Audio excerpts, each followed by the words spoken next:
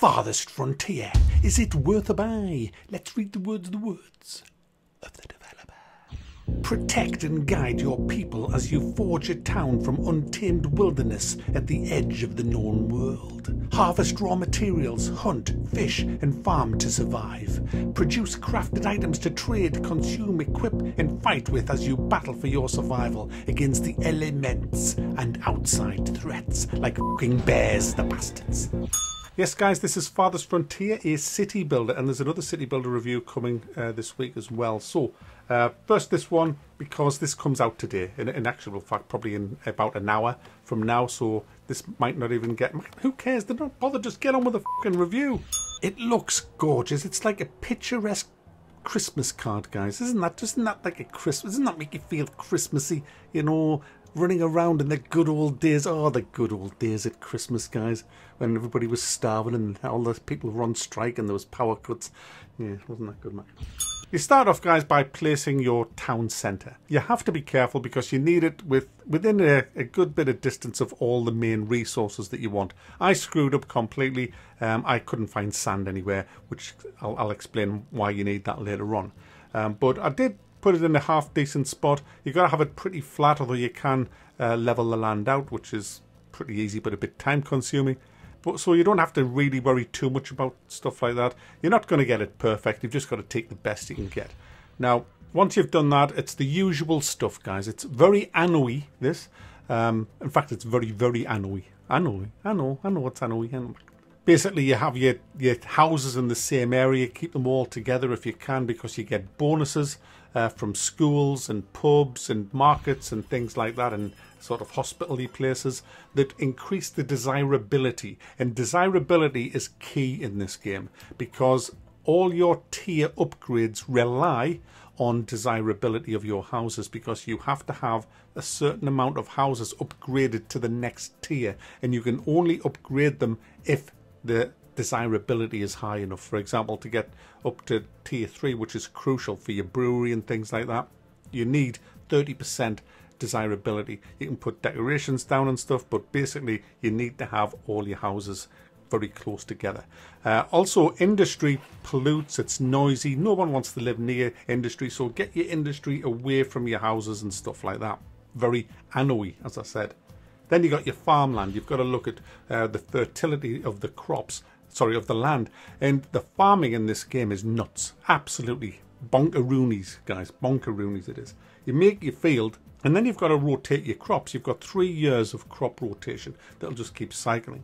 And you have to look at how many weeds you've got, what your fertility is like of your soil, and how many rocks you have. Because certain crops that you put down will just drain the nutrients out of the soil, and if you just keep putting them down like a complete arsehole, which is exactly what I did, you end up fucking your soil up, which is exactly what I did. Because I just, you know how it is, you play these city builds, oh, I want some fucking carrots, some fucking cabbages, go fuck yourself, farmer, plant the twats now, alright? And you just think that's all you do, and you know, I didn't read all the shite about, oh, what's all this nutrients, just plant the twats. And then obviously after about 8 years of this, my soil resembled a slag heap. Awful, absolutely awful. I actually had to shut the fields down for years and just grow clover to try and get the nutrients back in. But what you have to do, guys, you have to rotate your crops properly, which is what I'm doing now. You have to look at, say, beans. They will, I think it's beans or peas, they will add a bit of nutrient back. They don't take, they give, they give. But you like to your carrots, they take the bastard. You've also got to look at seasons. When's the best time for what grows best in early spring, what can handle a little bit of frost, you know, and you've got to set it up like that. You've also got to till the land a bit, just maybe say, yeah, we're not going to grow anything in this little quarter, we're just going to have the farmer get rid of a few rocks and weeds and stuff. Then maybe put a bit of fertilizer in, some compost, and that they gather all the shit together that everybody when you go for a dump in my city, oh, it's not wasted, it goes on a compost heap, and then we'll sprinkle your shite all over the fields again. Or you can get your cows to graze on the fields, they'll take a few of the weeds with them, and they'll have shits all over your fields, which is all handy and good. So you've got to plan out your farming. It's not complicated. It feels a bit complicated at first, but it makes perfect sense, and it's really good once you get the rotation going and you start getting the food in. It's essential because I've never seen food go off so fast in my life as it does in this game. It's like it's almost gone off before it gets from the field into the fucking storage place. It's crazy early game because you've got no barrels underground to store them, and it just goes off so fast. So you have to really be careful with the food or you're going to be in deep shit. You'll have to get away from the basic fruit and veg as soon as possible. Get your bakeries down, get your windmills, get the flour and the bread coming up. Plenty of fish coming in from your fishermen. Sorry, fisher folk. Get plenty of cows going so you can get them slaughtered. They yield a lot of beef, and also as well you'll get some good hides off them and stuff, so you can make like clothes and stuff and shoes with the leather. Everything in this game is put to use, and there's a deep build in this. I haven't even built half of the buildings yet, and I've been playing it for 13 hours. This is my first playthrough. I've made a right arse of it.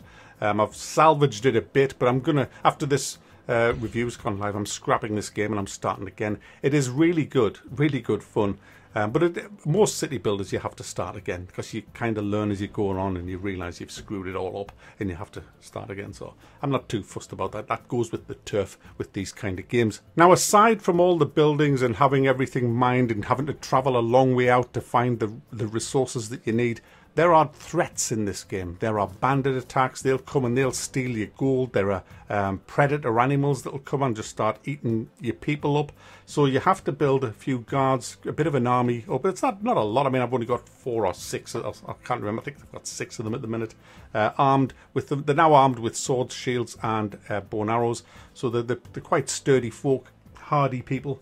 And when the bandits come, you've got to press the bell, they sound the alarm, everybody runs into the town centre, they fire arrows at them out the window. I've built me town vault next to it as well, so because they'll go for the vault. They're after gold and stuff like that, so get it well defended, and it is fun. And you can eventually put walls and that around. I have got a bit of a fence around my farmer's fields because there was wolves coming in, and not wolves, foxes and shit. Actually, not foxes, there was some fucking animals coming in, alright, and they were nicking me fucking snaggers.